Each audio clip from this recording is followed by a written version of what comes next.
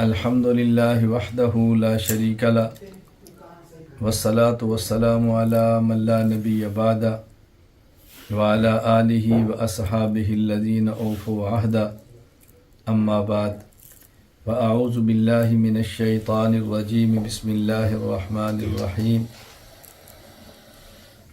وما كان لمؤمن ولا مؤمنة اذا قضى الله ورسوله امرا ان يكون لهم الخيرة یا رب صل وسلم دائما ابدا على حبیبک خیر الخلق كلهم هو الحبیب الذي ترجى شفاعته لكل حول من الاحوال مقتحم اللهم صل على محمد وعلى آل محمد كما صليت على إبراهيم وعلى آل إبراهيم إنك حميد مجيد اللهم بارك على محمد وعلى آل محمد كما باركت على إبراهيم وعلى آل إبراهيم إنك حميد مجيد۔ اللہ تعالیٰ نے ہمیں پیدا فرمایا ہے اور کچھ وقت کے لیے دنیا میں رکھنا ہے اور کچھ مزید وقت کے لیے موت سے لے کر حشر تک قبر میں رکھنا ہے، اور حشر کے بعد ہمیشہ ہمیشہ کے لیے اللہ تعالیٰ نے بندوں کو اپنے پاس رکھ لینا ہے۔ اپنے پاس کا معنی اللہ تعالیٰ کی ذات تو ہر جگہ پر بھی ہے۔ جب ہم اپنے پاس کہتے ہیں تو اس کا معنی یہ ہے ایک ایسی جگہ پر بندے نے چلا جانا ہے جہاں پر بندے کے کوئی اختیارات نہیں ہوں گے۔ دنیا میں انسان کے اختیارات اللہ دیتے ہیں، اس کو طاقت دیتے ہیں، قوت دیتے ہیں، قدرت دیتے ہیں اور پورا اختیار دیتے ہیں کہ جو چاہے کرے۔ موت کے بعد کی زندگی ایسی ہے کہ جس میں انسان کے اپنے اختیارات پھر ختم ہو جائیں گے کہ مرضی سے کھا لے، مرضی سے پی لے، مرضی سے کھیل لے، مرضی سے کود لے، ایسا نہیں ہے۔ موت کے بعد حشر تک تو پھر انسان کا حساب کتاب ہے اجمالی درجے میں، انسان کی پھر من مانی زندگی ختم ہو جاتی ہے، اور قیامت کے بعد جب قیامت کو سوال جواب ہو جائیں گے، کافر جہنم میں چلے جائیں گے، مسلمان جنت میں چلے جائیں گے، اور اگر کچھ مسلمان جو فاسق ہیں، گناہوں کے مرتکب ہیں، بدعمالیوں کی وجہ سے جہنم میں چلے بھی گئے ہیں، ایک وقت آئے گا اللہ تعالیٰ ان کو اپنے کرم سے جہنم سے نکال کر جنت میں بھیج دیں گے، یا وہ اپنے گناہوں کی سزا مکمل کر کے جہنم سے جنت میں چلے جائیں گے، یا اللہ تعالیٰ کسی محبوب بندے کی وجہ سے یا کسی محبوب عمل کی وجہ سے ان کی شفاعت قبول فرما لیں گے اور جنت میں بھیج دیں گے۔ پھر جنت میں جانے کے بعد ہمیشہ جنت والے وہاں رہیں گے اور جہنم والے جہنم میں رہیں گے۔ جہنم والوں کے جہنم میں اختیارات ختم ہو جائیں گے اور عذاب بھگتیں گے، اور جو اہل جنت ہیں اللہ تعالیٰ ان کو ایسی نعمتیں عطا فرمائیں گے کہ جس کے بارے میں اللہ قرآن کریم میں فرماتے ہیں وَلَكُمْ فِيهَا مَا تَشْتَهِي أَنفُسُكُمْ وَلَكُمْ فِيهَا مَا تَدَّعُونَ۔ تمہیں پھر وہ کچھ ملے گا جو تم مانگو گے، تمہیں وہ کچھ ملے گا جو تم چاہو گے۔ اور رسول اکرم صلی اللہ علیہ وسلم نے بڑے جامع اور مختصر الفاظ میں بات ارشاد فرمائی اور سمجھایا کہ جنت خدا نے ایسی عطا فرمائی ہے کہ آج تک لا اذن سمعت، کسی کان نے وہ منظر سنا ہی نہیں ہے، اور نہ ہی کسی آنکھ نے عین الرأت اس کو دیکھا ہے، ولا خطر علی قلب بشر، کوئی بشر سوچ بھی نہیں سکتا دنیا میں کہ وہ کیسی نعمتیں ہوں گی۔ انسان کی سوچ سے ماورا اور انسان کے تصور سے بڑھ کر خدا وہ نعمتیں عطا فرمائیں گے، اور پھر وہاں جب اللہ انسان کو یہ اختیار دے دیں گے اب تم جو چاہو کرو۔ اب زندگی وہ نہیں ہے کہ جس کے کرنے پر ثواب ہے اور نہ کرنے پر گناہ ہے، وہاں گناہوں کا سلسلہ ہی ختم ہو جائے گا۔ جہنم میں جنت میں انسان وہی کرے گا جو اللہ تعالیٰ چاہیں گے، اللہ کی مرضی ہوگی، اللہ کی رضا ہوگی، اور وہاں پھر وہ اعمال کی دنیا نہیں ہے، وہ اعمال کے جزا کی دنیا ہے، وہ اعمال کی دنیا نہیں ہے، وہ انعام کی دنیا ہے۔ جنت خدا نے اس لیے نہیں بنائی کہ انسان وہاں اعمال کرے، وہ اس لیے بنائی جو دنیا میں اعمال کیے ہیں اس کے بدلے وہاں پر اچھے لے، اللہ کی رضا، اللہ کی نعمتیں، اللہ کا دیدار، اور یہ ساری نعمتیں وہاں پر اس کو ملیں گی۔ اگر وہاں کوئی انسان عمل کرے گا بھی تو وہ عبادت کے لیے نہیں، وہ تلذذ کے لیے ہوگا، مزے کے لیے ہوگا، لذت کے لیے ہوگا۔ اللہ میں بات سمجھنے کی توفیق عطا فرمائے۔ تو یہ دنیا کا مختصر سا ایک عرصہ ہے جس کو ہم نے اللہ کی مرضی کے مطابق گزارنا ہے، رسول اکرم صلی اللہ علیہ وسلم کی سنت کے مطابق گزارنا ہے۔ اور اس میں اگر ہم یہ چاہیں کہ ہم اپنی زندگی کو اللہ کے حکم کے مطابق گزاریں، رسول اکرم صلی اللہ علیہ وسلم کی سنت کے مطابق گزاریں، تو اس کا طریقہ سیکھ لو۔ میں آج کی مجلس میں یہی بات سمجھانا چاہتا ہوں۔ اللہ مجھے سمجھانے کی بھی توفیق عطا فرمائے، اللہ تعالیٰ مجھے بھی عمل کرنے کی توفیق عطا فرمائے کہ ہم دنیا کی مختصر سی زندگی کیسے گزاریں کہ دنیا کی زندگی بھی کامیاب ہو اور موت کے بعد بھی کامیاب ہو۔ اس کا طریقہ کیا ہے؟ دنیا ہم نے ایسے گزارنی ہے جیسے اللہ کا حکم ہے اور رسول اکرم صلی اللہ علیہ وسلم کا طریقہ ہے۔ دیکھیے ہم کلمہ پڑھتے ہیں لا الہ الا اللہ محمد الرسول اللہ صلی اللہ علیہ وسلم۔ لا الہ الا اللہ کا معنی تو یہی ہے کہ ہم اللہ کے علاوہ کسی کا حکم نہیں مانیں گے، اور محمد الرسول اللہ کا معنی یہی ہے ہم حضرت محمد صلی اللہ علیہ وسلم کے علاوہ اور کسی کا طریقہ اختیار نہیں کریں گے۔ ظاہر ہے جب اللہ پاک کا حکم ہم نے ماننا ہے تو اللہ کے حکم پر عمل کیسے کریں گے؟ اللہ تعالیٰ کے حکم پر عمل اسی طریقے پر کریں گے جس طریقے پر رسول اکرم صلی اللہ علیہ وسلم نے کر کے دکھایا ہے۔ اب اللہ کے حکم پر چلنا اور رسول اکرم صلی اللہ علیہ وسلم کے طریقے کے مطابق چلنا، اللہ کے حکم پر عمل کرنا، نبی کریم صلی اللہ علیہ وسلم کی سنت اور طریقے کے مطابق کرنا، یہ ہے جو زندگی میں کامیابی کی ضمانت ہے اور کامیابی کی کنجی اور چابی ہے۔ اب یہ چیزیں کیسے ملیں؟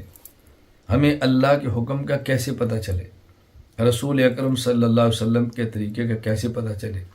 یہ بات ذہن نشین فرما لیں، اللہ تعالیٰ کی ذات کو ہم دنیا میں نہ دیکھ سکتے ہیں اور اللہ تعالیٰ کی ذات کو ہم دنیا میں ان کانوں سے نہ سن سکتے ہیں، تو اللہ تعالیٰ کی بات تو ہمیں پہنچائیں گے رسول اکرم صلی اللہ علیہ وسلم۔ اب نبی کریم صلی اللہ علیہ وسلم دنیا سے تشریف لے گئے۔ ہمارا مسلمانوں کا عقیدہ ہے قیامت تک اب کوئی نبی پیدا نہیں ہوگا، حضور اکرم صلی اللہ علیہ وسلم آخری نبی ہیں۔ اب ضرورت اس بات کی ہے کہ رسول اکرم صلی اللہ علیہ وسلم کے جو وارث ہیں ہم ان کے ساتھ اپنا تعلق جوڑیں اور نبی کریم صلی اللہ علیہ وسلم کے کسی وارث سے پوچھیں کہ ہمارے اللہ کا حکم کیا ہے اور ہمارے نبی کا طریقہ کیا ہے۔ اور وارث ایسا ہونا چاہیے کہ جس کا جیسا علم ہے ویسے اس کا عمل ہو، جیسا عمل ہے ویسا اس کا علم ہو۔ ایسا نہیں وہ کہتا کچھ ہو اور کرتا کچھ ہو، وہ کرتا کچھ ہو اور کہتا کچھ ہو۔ جس شخص کے قول اور فعل میں تضاد ہو، یہ صحیح معنی میں رسول اکرم صلی اللہ علیہ وسلم کا وارث کیسے ہو سکتا ہے؟ رسول اکرم صلی اللہ علیہ وسلم کا یہ وارث کیسے ہو سکتا ہے؟ تو ہم رسول اکرم صلی اللہ علیہ وسلم کے وارث کے ساتھ تعلق قائم کریں جس کا علم اور عمل ایک جیسا ہو۔ علم اور جیسا ہو، عمل اور جیسا ہو تو مشکل ہے کہ وہ صحیح معنی میں رسول اکرم صلی اللہ علیہ وسلم کا وارث ہو۔ اسی طرح ہم نبی کریم صلی اللہ علیہ وسلم کا وارث تلاش کریں کہ جس کی جیسی زندگی خلوت کی ہو ویسی زندگی جلوت کی ہو۔ یہ نہیں ہے کہ بند کمرے میں جہاں اس کو کوئی نہ دیکھے وہ گناہ کرے اور جہاں اس کو سارے دیکھیں وہ پرہیزگار بن کے جیے، ایسا نہیں۔ اس کی زندگی ایسی ہو کہ خلوت اور جلوت ایک جیسی ہو۔ اگر کسی نے تنہائی میں پایا تو تب بھی اس کو اللہ سے ڈرتے ہوئے پایا، اگر کسی نے اس کو لوگوں کے درمیان پایا تو تب بھی اس نے اللہ سے ڈرتے ہوئے پایا۔ اللہ کے نبی کا وارث ایسا ہی ہوتا ہے کہ جو خلوت میں خدا سے ڈرتا ہے اور اللہ کی نافرمانی نہیں کرتا، اور جلوت میں لوگوں کے سامنے لوگوں کی ملامت کی پرواہ نہیں کرتا، بلکہ جو اللہ کا حکم ہے اور رسول اکرم صلی اللہ علیہ وسلم کی سنت ہے اس کے مطابق اپنی زندگی گزارتا ہے، اسی پر وہ جان دے دیتا۔ اسی طرح رسول اکرم صلی اللہ علیہ وسلم کا وارث ایسا ہونا چاہیے کہ جس کی اپنی زندگی گھر کی اور اس کی باہر کی زندگی ایک جیسی ہو۔ ایسا نہیں کہ وہ اپنے گھر والوں کے لیے اور سوچتا ہو اور دوسروں کے گھر والوں کے لیے اور سوچتا ہو، اپنی بیوی کو عیاشی کی زندگی دے اور دوسروں کو فقر کے درس دے، اپنے گھر میں تعیش سے رہے اور دوسروں کو تبلیغ کرتا رہے۔ ایسا نہیں، اپنی اولاد کے لیے کچھ اور سوچتا ہو اور دوسروں کے لیے کچھ اور سوچتا ہو، دوسروں کو ترغیب دے کہ اپنی اولاد کو دین کا علم پڑھاؤ اور اپنی اولاد کو دین کے علم کے قریب نہ جانے دے بلکہ ان کو دنیا کے راستے دکھاتا رہے، یہ صحیح معنی میں رسول اکرم صلی اللہ علیہ وسلم کا وارث کیسے ہو سکتا ہے؟ رسول اکرم صلی اللہ علیہ وسلم کا صحیح وارث تو وہی ہوگا کہ جس کی اپنے گھر کی زندگی بھی ایسی ہو جیسی وہ دوسروں کو ترغیب دیتا ہے کہ آپ لوگ اپنے گھر کی زندگی بناؤ۔ ہم نے اللہ کا حکم اور رسول اکرم صلی اللہ علیہ وسلم کی سنت کے مطابق زندگی گزارنے کے لیے رسول اکرم صلی اللہ علیہ وسلم کے وارث سے تعلق قائم کرنا ہے، رابطہ رکھنا ہے، ان کے ساتھ جڑ کے چلنا ہے۔ اور رسول اکرم صلی اللہ علیہ وسلم کا وارث کیسا ہونا چاہیے؟ ان کا وارث کیسا ہونا چاہیے؟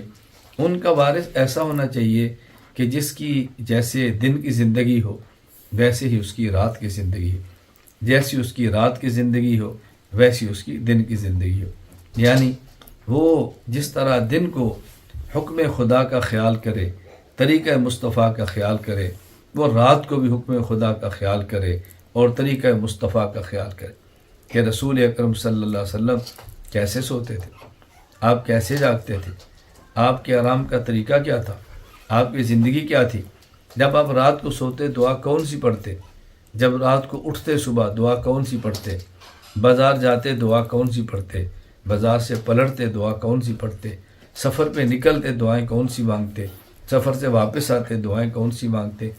تو وہ شخص ایسا ہو کہ جس کی رات اور جس کا دن حکم خدا کے مطابق ہو اور سنت مصطفیٰ کے مطابق ہو، یہ صحیح معنوں میں رسول اکرم صلی اللہ علیہ وسلم کا وارث ہو سکتا ہے۔ اسی طرح نبی کریم صلی اللہ علیہ وسلم کا وارث ہم نے اس سے تعلق جوڑنا ہے تاکہ حکم خدا اور سنت مصطفیٰ کے مطابق زندگی گزاریں۔ تو رسول اللہ صلی اللہ علیہ وسلم کا صحیح وارث کون سا ہو سکتا ہے؟ جس کا سفر اور حضر ایک جیسا ہو، جس طرح اپنے مقام پہ رہتے ہوئے وہ اللہ کو راضی کرنے والی زندگی گزارتا ہے، وہ جب سفروں میں ہو تب بھی اللہ کو راضی کرنے والی زندگی گزارے۔ یہ نہیں کہ گھر میں ہو اور راحت میں ہو تو اللہ کو بھول جائے، نبی کو بھول جائے، اور جب سفر میں وہ مشقت آ جائے اللہ کو بھی یاد رکھے، اللہ کے رسول کو بھی یاد رکھے صلی اللہ علیہ وسلم۔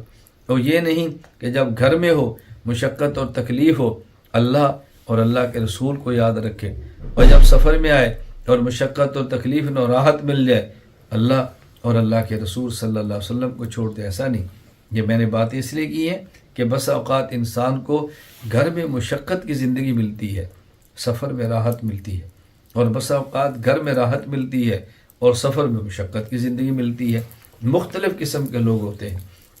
تو ہم نے اپنی دنیا میں کامیاب زندگی گزارنے کے لیے اللہ کو راضی کرنا ہے، اور اللہ راضی ہوں گے جب اللہ کے حکم کے مطابق اور رسول اکرم صلی اللہ علیہ وسلم کی سنت کے مطابق زندگی گزارے۔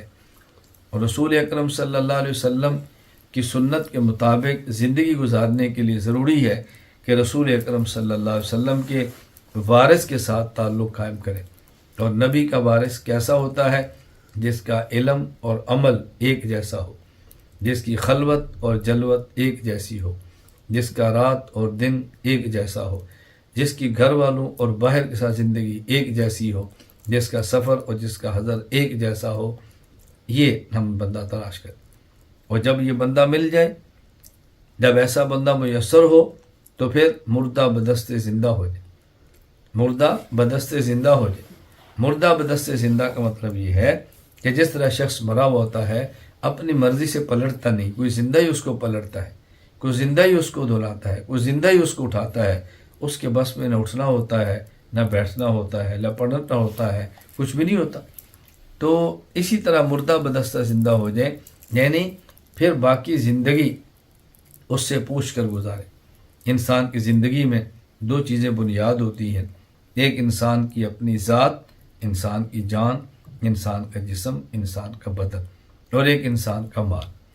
اللہ تعالیٰ نے قرآن کریم میں دو ہی چیزیں بندے سے مانگی ہیں، ان اللہ اشتری من المؤمنین انفسهم واموالهم بان لهم الجنہ۔ اللہ تعالیٰ فرماتے ہیں کہ میں نے تمہارے مال اور جان کو خریدا ہے، مال بھی اللہ کے راستے میں لگاؤ اور جان بھی اللہ کے راستے میں لگاؤ قتال اور جہاد پہ اپنی جان کو لگا دو۔ تو اللہ تعالیٰ نے جان اور مال دو چیزیں بندے سے مانگی ہیں۔ اب انسان کو چاہیے اپنا جسم، اپنا بدن ایسے شخص سے پوچھے میں اپنے بدن کو کہاں کھپاؤں، اپنے بدن کو کس کام میں لگاؤں، میرے بدن کی ترتیب کیا ہو، اور اسی طرح جو میرا مال ہے میں اس مال کو کہاں لگاؤں، مال کو کتنا رکھوں، کہاں خرچ کروں۔ اس لیے کہ جس طرح مال کو حلال طریقے سے کمانا ہے، اسی طرح مال کو حلال طریقے پر لگانا بھی ہے۔ یہ نہیں کہ ہم کمائیں تو جائز طریقے سے اور لگائیں ناجائز طریقے سے، نہیں، کمانا بھی جائز طریقے سے ہے تو لگانا بھی، کمانا بھی جائز طریقے سے ہے تو لگانا بھی جائز طریقے سے ہے۔ جس طرح مال ببرکت وہی ہوتا ہے جو حلال کی کمائی کا ہو، تو پھر مال ببرکت وہی ہوتا ہے جو حلال جگہ پہ خرچ ہو۔ کمانے اور لگانے دونوں میں ہمیں خیال کرنا ہے۔ تو ایسا شخص مل جائے تو اس کے ساتھ پھر مردہ بدست زندہ کی طرح وقت گزارے۔ میں ہمیشہ یہ بات کہا کرتا ہوں، میں آپ حضرات کو، مردوں کو، عورتوں کو، حضرات کو، خواتین کو، بیٹوں کو، بیٹیوں کو یہ نہیں ترغیب دیتا کہ آپ مجھ سے بیعت کر لیں، آپ مجھ سے تعلق جوڑ لیں۔ میں کہتا ہوں کسی اہل حق سے تعلق جوڑیں، اور تعلق ایسے شخص سے جوڑیں، نمبر 1 جو متبع سنت ہو، نمبر 2 اپنے شیخ کا صحبت یافتہ ہو، نمبر 3 اپنے شیخ کا اجازت یافتہ ہو، نمبر 4 اس کے ساتھ آپ کا مزاج ملتا ہو، نمبر 5 اس کے ساتھ آپ کا رابطہ ہو سکتا ہو۔ ایسا شیخ تجویز کرے، مجھ سے نہیں، کسی سے بیعت کا تعلق قائم کرے، کسی سے اصلاحی تعلق قائم کرے، پھر زندگی اس کی منشا کے مطابق گزارے۔ آپ کو یاد ہے بہت سارے حضرات میری بات کو سن رہے ہیں، بہت ساری خواتین سن رہی ہیں، اور کتنے آج بھی نہیں ہوں گے۔ میں نے گزشتہ ماہ بھی تمام کو اطلاع دی تھی، کیا ماہانہ خان کے مجلس کو سنتے ہیں؟ بعضوں کا جواب ہے جی پابندی سنتے ہیں، بہت سارے کا جواب ہے جی نہیں سنتے، کسی نے کہا جی غفلت ہوتی ہے، کسی نے کہا جی آئندہ سنیں گے۔ تو میں یہ بات بارہ سمجھاتا ہوں کہ جب آپ ایک ماہ میں 1 گھنٹہ اپنے شیخ کو نہیں دے سکتے تو فائدہ کیسے ہوگا؟ اس بیعت کا نفع کیسے ہوگا؟ تبدیلی زندگی میں کیسی آئے گی؟ اپنی اصلاح کیسے کریں گے؟ مجھے آپ بات بتائیں۔ اگر ہم ایک شخص کو اپنا ڈاکٹر بنا لیں، اس کو فیس بھی دے دیں، لیکن نہ اپنا مرض اس کو بتائیں، نہ اس کی تجویز کردہ دوا کا استعمال کریں، تو علاج کیسے ہوگا؟ اس میں ڈاکٹر کا قصور کیا ہے؟ ہم ایک شخص سے بیعت بھی کر لیں، اصلاحی تعلق بھی بنا لیں، ان کے ہاتھ میں ہاتھ بھی دے دیں، ان کے ہاتھ پہ توبہ کی کلمات بھی پڑھ لیں، نہ اپنے امراض ان کو بتائیں اور نہ ہی ان کے تجویز کردہ علاج کو اپنائیں، تو مجھے آپ بتائیں کہ پھر اصلاح کیسی ہوگی؟ اس لیے اگر ہم اپنی اصلاح چاہتے ہیں تو کسی ایسے شیخ سے تعلق قائم کر لیں جو متبع سنت ہو، اور وہ شیخ کا صحبت یافتہ ہو، اس نے اپنے شیخ کی صحبت میں وقت گزارا ہو، کیونکہ انسان میں جو تبدیلیاں آتی ہیں وہ صحبت سے آتی ہیں، محض علم سے نہیں آتی، محض کتابیں پڑھنے سے نہیں آتی۔ حکیم الامت مولانا اشرف علی تھانوی نور اللہ مرقد فرمایا کرتے کہ میں نے کتب بینی کم کی ہے، کتب بینی زیادہ کی ہے۔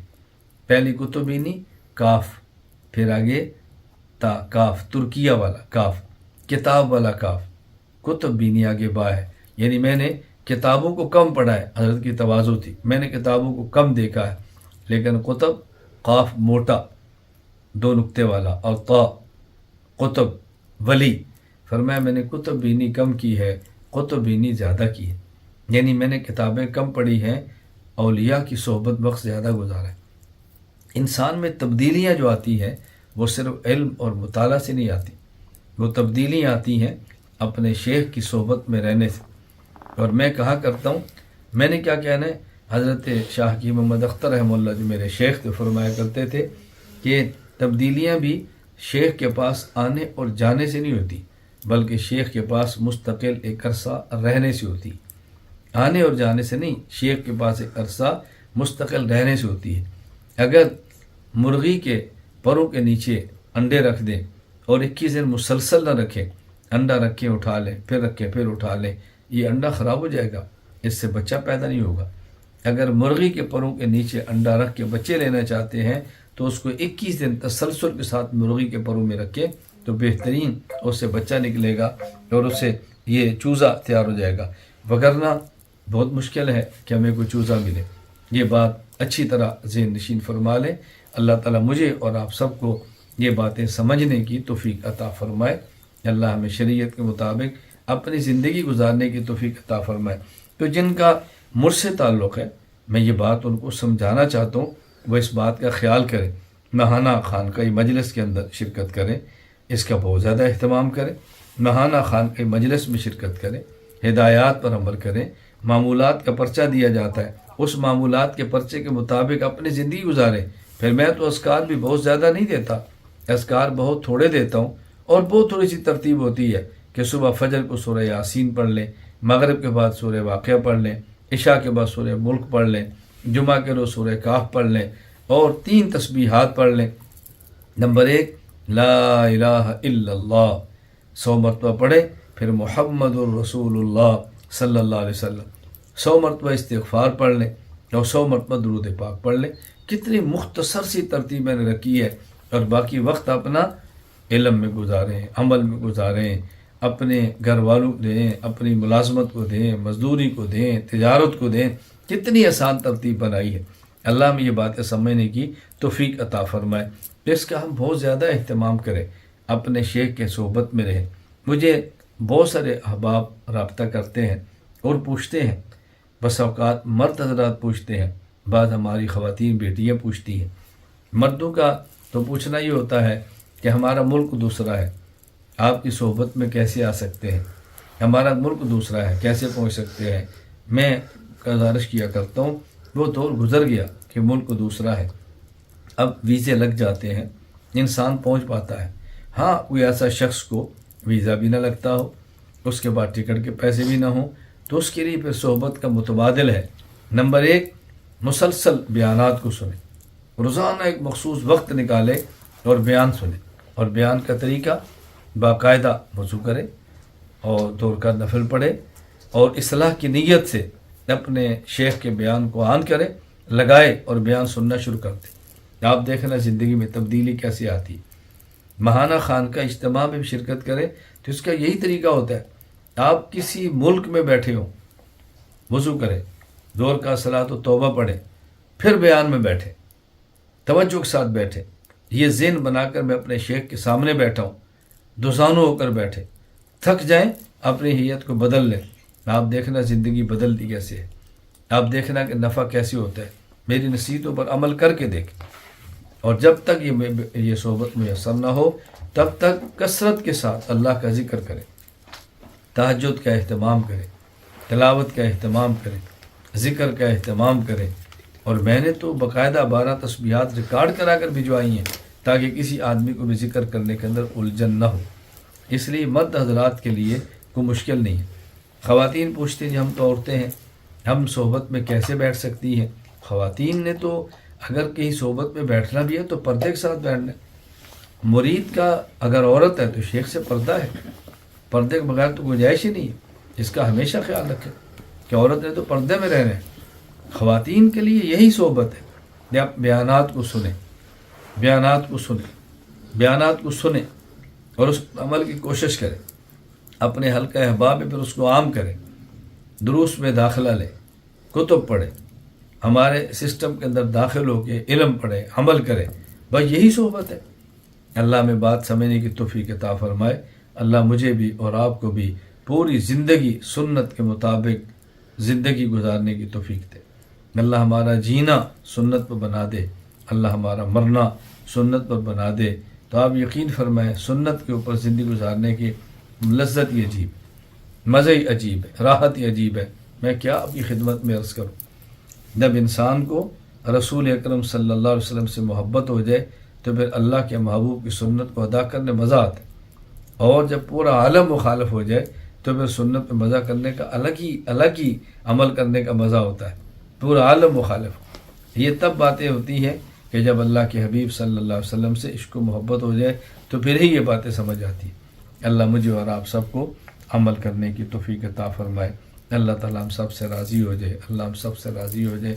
اللہ مجھے اور آپ سب کو عمل کی توفیق عطا فرمائے۔